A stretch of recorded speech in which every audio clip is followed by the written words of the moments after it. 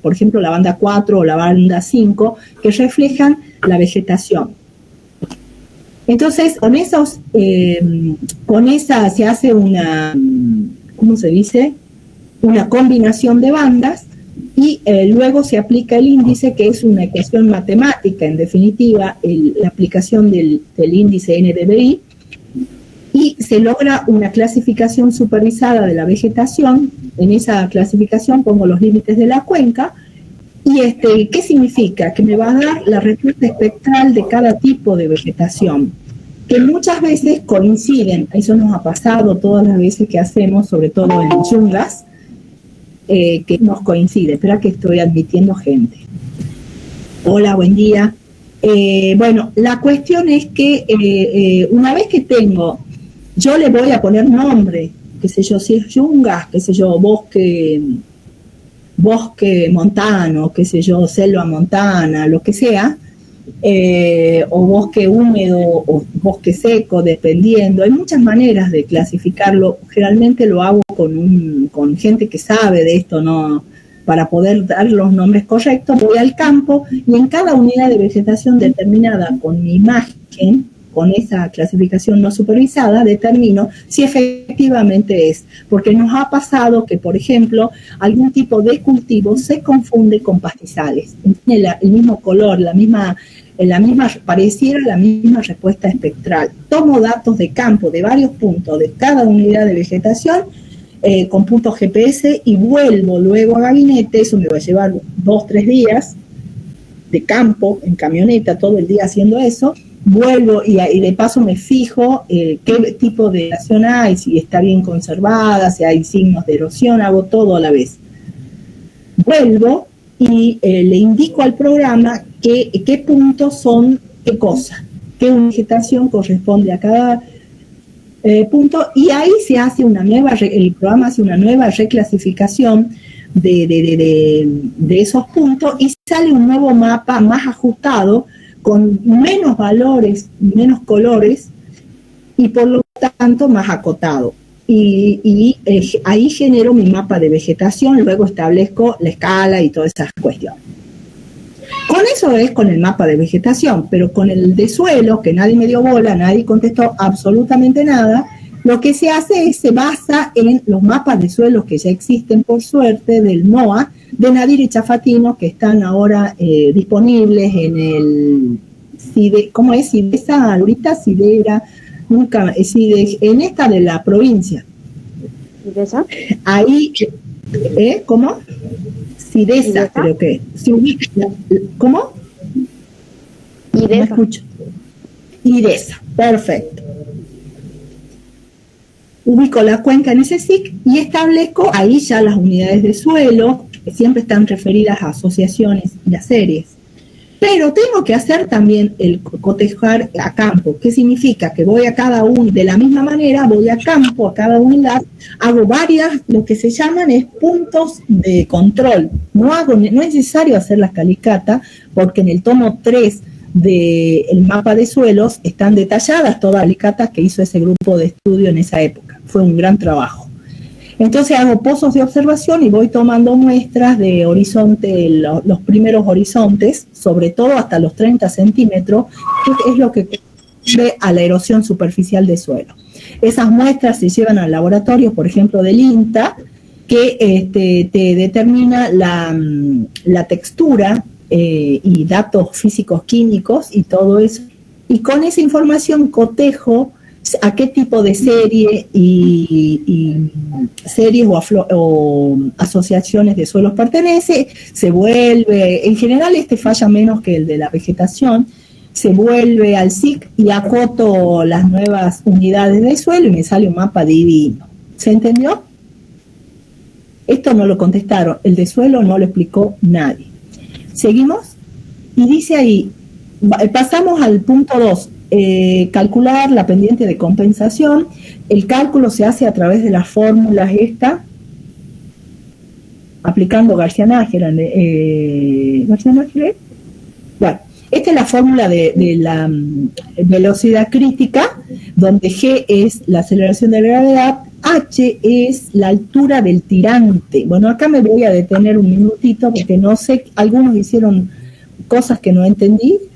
El 1.35 es un valor que está, un dato que se dio.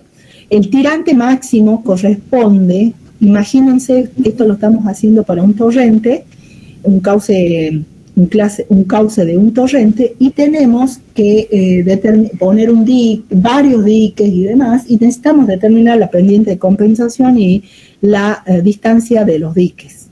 Bien, entonces lo que yo necesito es establecer el tirante máximo. Eso es un valor muy difícil de determinar, porque cuando yo voy a campo no lo veo, pues ya pasó la crecida.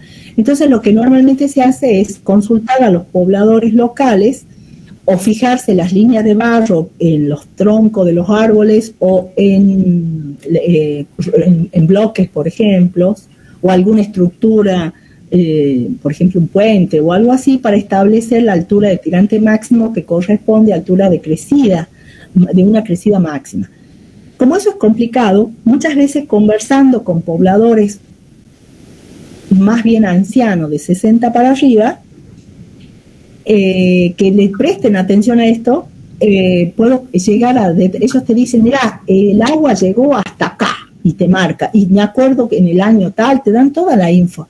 Entonces yo ahí tiro la soga a esa altura y puedo determinar la sección de crecida máxima, y de ahí hago por descomposición de figuras, puedo tener la sección, el perímetro mojado, el ancho de cauce, todo lo que necesito. Pero no es que voy al campo y voy a encontrar el río crecido, ¿me entendés? No va a pasar, voy a ir al campo y no va a haber una gota de agua porque no, la mayor parte del tiempo está seco. Eso solamente cuando hay crecidas, cuando hay mucho y se produce la crecida, y generalmente no está la gente en campo. Entonces hay que reconstituir el perfil, reconstituir ese valor de tirante máximo, que es uno de los más importantes y los más difíciles. De 50 tengo que hacer estudio de sedimentos, determinando los valores. Bueno, ustedes ya lo saben, es toda una técnica de campo y laboratorio trabajosa, pero es la única manera. Bueno, ahí eso se los dio como dato, perdón, que estoy tratando de subir. Y el BC me dio 1,43 metros por segundo. Al que le dio otro valor, está mal. Sigamos. Luego tengo el valor de B, que lo es la fórmula de Manning. El valor de 0,150 corresponde a cauces fluviales que tienen mucha rugosidad, como cantos rodados, vegetación, etcétera. Esos 16,35 es la sección, que también es dato, y esto es el perímetro mojado. Esta es la pendiente del terreno, y el valor me da 149 metros por segundo. El valor de Q, conociendo la sección, que es 16,35 por 1,49, 24,33 metros cúbicos por segundo. Y el J, reemplazando todo y haciendo bien todo, me va a dar, a mí me dio 0,049, que es lo mismo que poner un 5. Pregunta, ¿está correcto? Yo lo tengo así, profesor. No me importa si vos lo tenés. Yo pregunto si es correcto. ¿Cómo me doy cuenta si es correcto ese valor? Porque vi que otros pusieron cualquier verdura y bueno, entonces tengo que tener algún criterio para saber que estoy haciendo bien las cosas. ¿Qué dice alguno? ¿Nadie opina?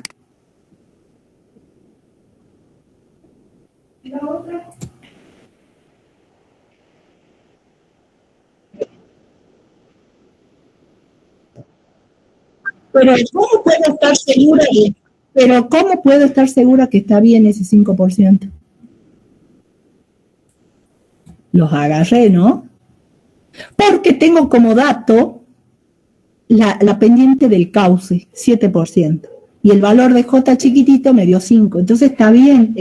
Siempre la pendiente de compensación tiene que ser menor, porque de eso se trata, que la pendiente del cauce natural. ¿Se entiende?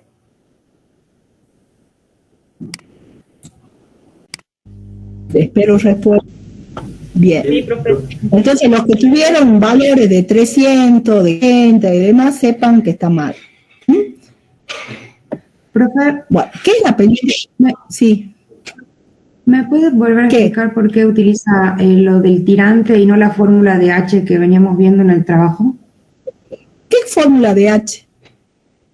Donde tenemos H es igual a la sección sobre el ancho del cauce. Porque vos tenés que usar valores dependientes de crecida máxima. Vos tenés que usar valores de crecida máxima, es importante, porque si no, la obra que vas a diseñar no tiene ningún sentido con crecidas normales, con crecidas mínimas. Tiene que ser crecidas, esas torrenciales que viene con que tipo colada de barro, que viene con sedimento en suspensión y que viene con bloques por debajo. Tiene que ser valores de crecida máxima. ¿Se entiende? Entiendo, gracias. No es el valor medio ni mínimo. Sí. Sí.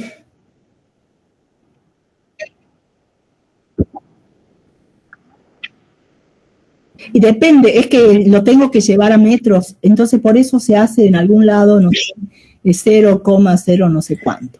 No me acuerdo dónde está. Siempre lo tengo. Ve acá creo que está. No, ese no es. Donde en la hoja anterior. Exactamente, tengo que llevar la unidad que corresponda, chicos. Bien, veamos el concepto de pendiente de compensación. Que todos hicieron mal. O sea, creo que una sola de los 39 tenía más o menos bien.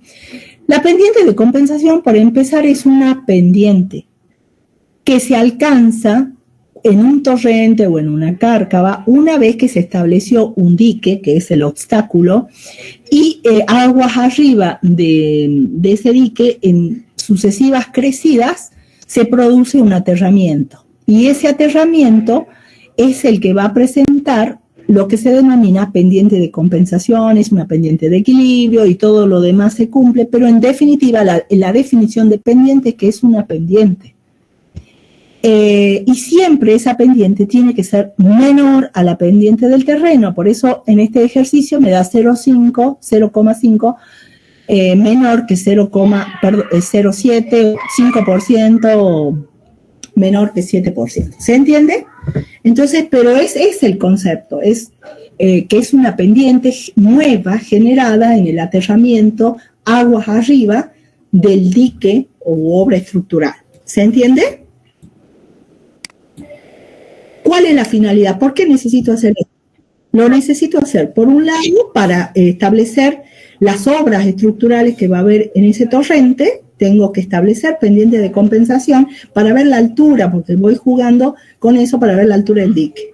Las alturas, porque no es un solo dique, es una set de diques y entonces tengo que determinar qué alturas van a tener. Es muy importante la determinación de la pendiente del terreno en campo. ¿Qué era?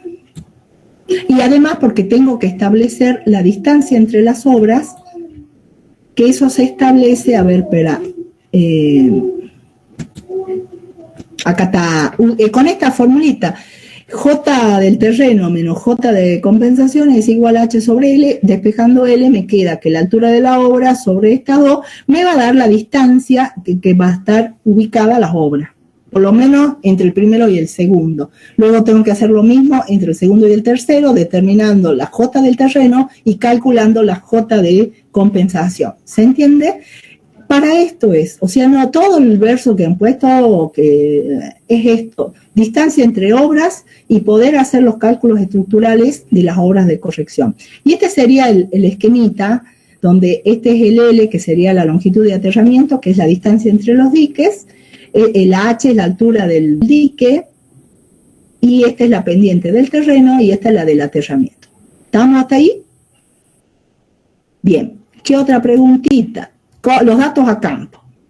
Esa fue, bueno, la pendiente del terreno con clinómetro midiendo a campo en 100 metros de distancia. Deberías aguas arriba o abajo. pero es porque es en porcentaje. Si no lo puedo hacer en 10 metros ni en 20 metros. Yo lo estoy haciendo porque nos dimos cuenta con la práctica que a veces 50 metros como mínimo y 100 lo ideal. Mido con cinta métrica esos 100 metros y determino con clinómetro entre dos personas de la manera que ya lo saben. El tirante del cauce máximo, ya lo dijimos cómo se determina. Y después, el perímetro mojado, una vez determinado ese tirante, tiro una soga graduada y puedo reconstruir el perfil. Y en ese perfil voy a poder determinar el perímetro mojado para poder utilizar la fórmula con el radio hidráulico. Bueno, esto ya está. ¿Qué más? Siempre se reconstruye por figuras de triángulos y trapecios, el ancho del cauce con una centra métrica, el N viendo las características del cauce, teniendo en cuenta los clastos, la vegetación, etc. Bien, así debería haber sido. Sigamos. Bueno, el de la cárcava, este era el dibujito que pedíamos, ¿ves? Perfil 1, perfil 2, y entre estos hay 5 metros. Perfil 1, y ahí están los datos, mira, estaba más fácil, imposible, y cómo se calcula, este me tiene que dar 4.35, el segundo 5, el tercero 5, 48.5, parece que dice, no veo bien. Bueno, sigamos. Y B me dio 49,58, casi 50 metros cúbicos. Es decir, esto es lo que se removió de materiales en esa carga. Sí. Yo tengo una duda ahí en el punto de las cárcavas. Cuando calculamos la sección, usamos la fórmula del triángulo solo para uno de los extremos, ¿verdad? O para ambos. Y ese fue, hay un acople. Acá se equivocaron y es el mismo error que cometieron en el parcial 1 y que no, sobre la piedra que me tropiezo, no experimento cambios, no va así. Fíjense, ahí está bien detallado, ¿ves cómo tiene que ser? Ahí está la distancia entre, y el último también lo tengo que considerar porque si no, no puedo calcular. ¿Me entendés? Mirá, fíjate cuántos son. 1, 2, 3, 4, son 5, ¿ves? Y acá tenés 4. Porque tengo que considerar el último, hasta la otra punta, por eso es lo que yo les pido que lo grafiquen, ¿se entiende? Entonces son triángulos los dos extremos y trapecios al medio. Entonces todos calcularon y se olvidaron de esta parte porque no completaron las tablas, hicieron lo que quisieron. Por eso tengo que hacer el esquema del perfil para no equivocarme. ¿Se entendió? ¿Puedo seguir? Bueno, y acá quedé yo ahora. La Laurita le va a explicar lo que sigue. Bueno, el punto 5 era el muro de contención. Ahora veo de colocarles en pantalla, a ver si me sale. Un momentito. Silvia, yo no sé si, a ver, ¿cómo? Necesito compartir pantalla, no sé cómo me tenés que autorizar.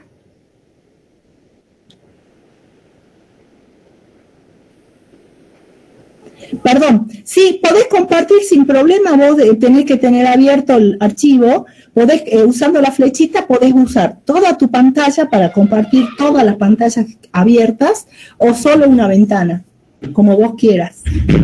Podés hacer, no te tengo que autorizar. Bueno, esperen entonces que encuentre, porque como yo uso el otro, el Zoom. Claro. Ahora, andate a la flechita y marca o la ventana o toda la pantalla. Si marcas toda la pantalla, tenés que tocar luego la pantalla ahí en la ventana que se te abre. Ahí se está abriendo. Bueno, no les voy a mostrar el resuelto, sino que les voy a explicar lo que tendrían que haber hecho, que muchos hicieron los cálculos bien porque tenían todos los datos, solo que este muro no era igual al muro que se hizo en el trabajo práctico. este muro tiene otras dimensiones. Quiere decir que había que fijarse en esa parte. Ustedes tenían todos los datos acá y tenían el espesor de cada uno de los módulos, que totalmente distintos al del trabajo práctico. Vuelvo a repetir porque muchos se equivocaron y pusieron datos de memoria o copiados, no lo sé, del muro del trabajo práctico. Entonces, cuando se les da a un ingeniero en recursos naturales, cuando está cumpliendo sus funciones ya de profesional y llegan a tener datos y ustedes inventan otros, el muro se cae o el muro cuesta el triple de lo que debería haber costado.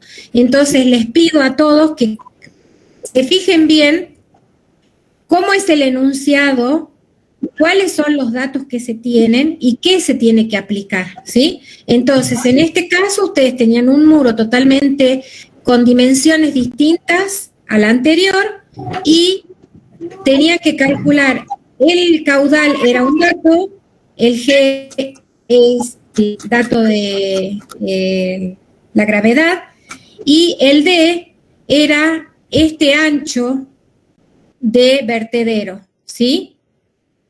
Quienes han puesto otro valor, no sé de dónde lo sacaron o se acordaban del valor del trabajo práctico, no lo sé. Luego tenían que calcular con ese valor de Z, ustedes ya se iban a este valor de E que está acá. Así que el que calculó mal el alto del vertedero, obviamente arrastra el problema al ancho de la base, ¿sí? Entonces, si ya del vamos la altura estaba mal, ya todos los cálculos que siguen estaban mal hechos.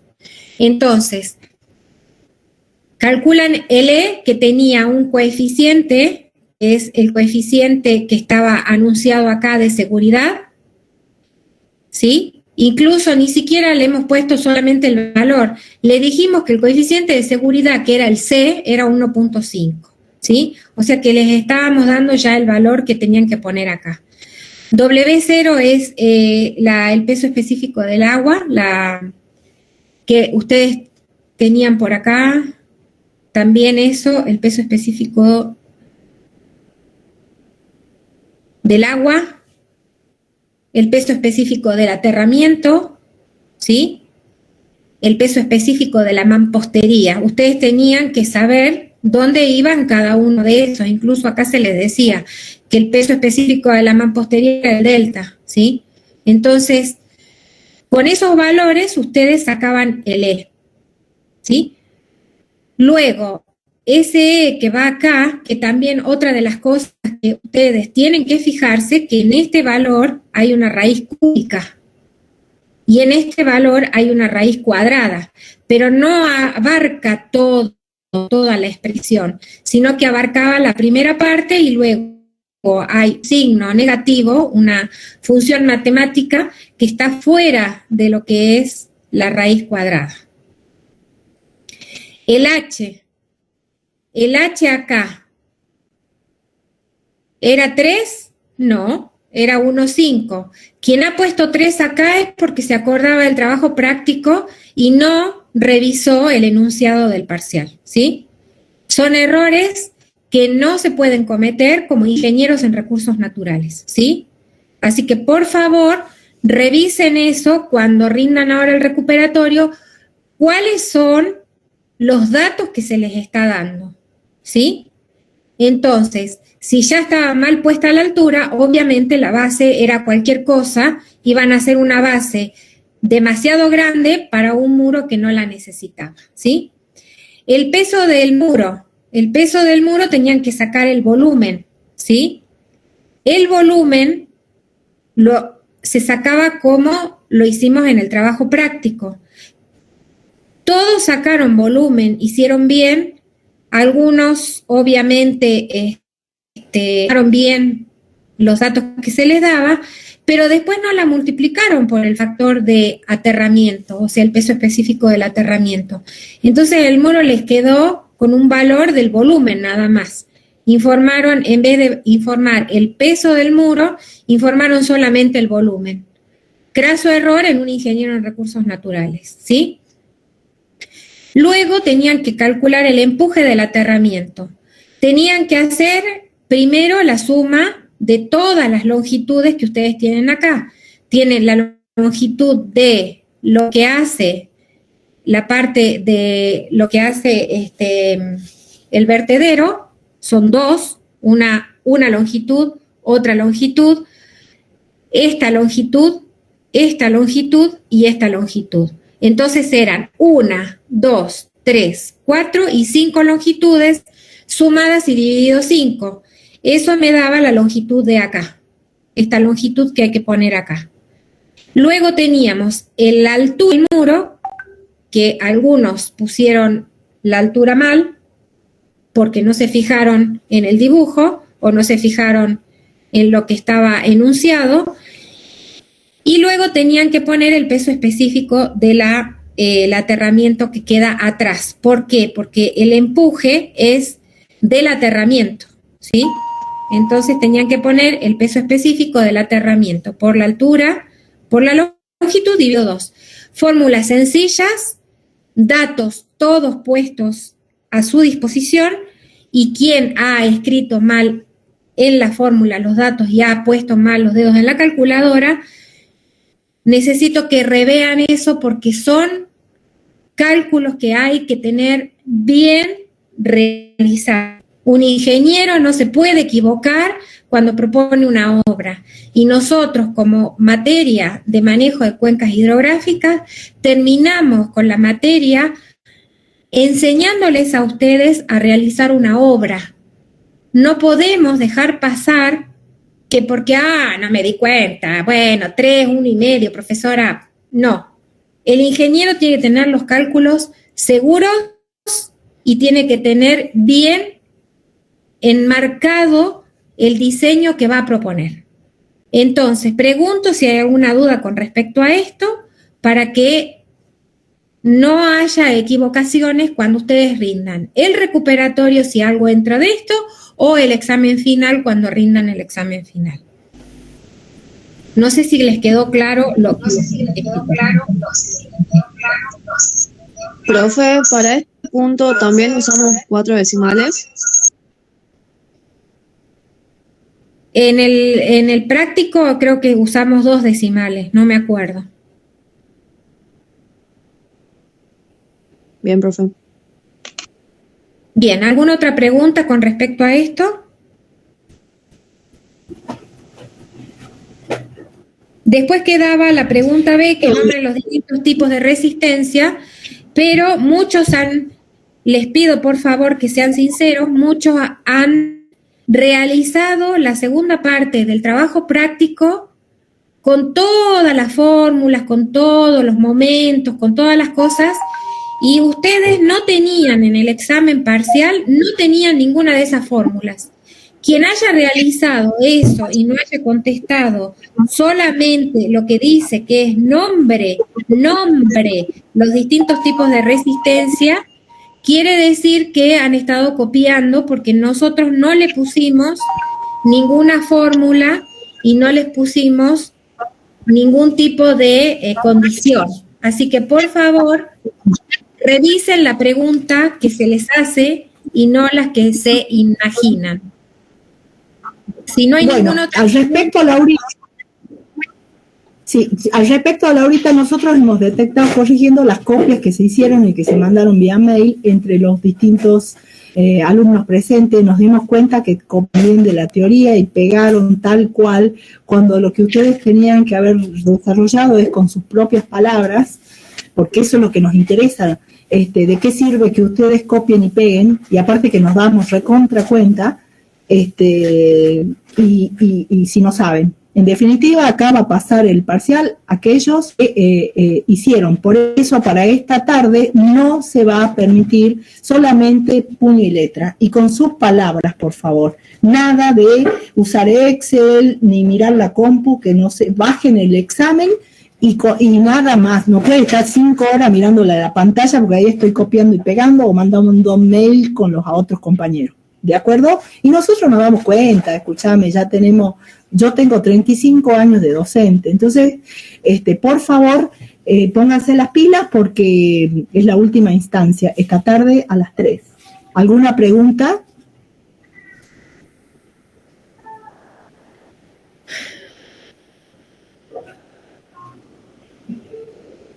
Tipo 2:30 tendremos que empezar a controlar los documentos de todos, Laurita, ¿no? Algo así, o 2 menos cuarto, una cosa así, o 3 menos cuarto. Bueno, sí, son 16 los que rinden que tengo yo. Sí, ahora se sumaron dos más que no aprobaron el coloquio. No, sí, con ellas dos son 16. Y acordate que estaba Fe Mayor que no rindió el parcial. Y él avisó que se va a presentar. No sé, pero puede presentarse. Ok. Sería uno más. Ok. Entonces, bueno.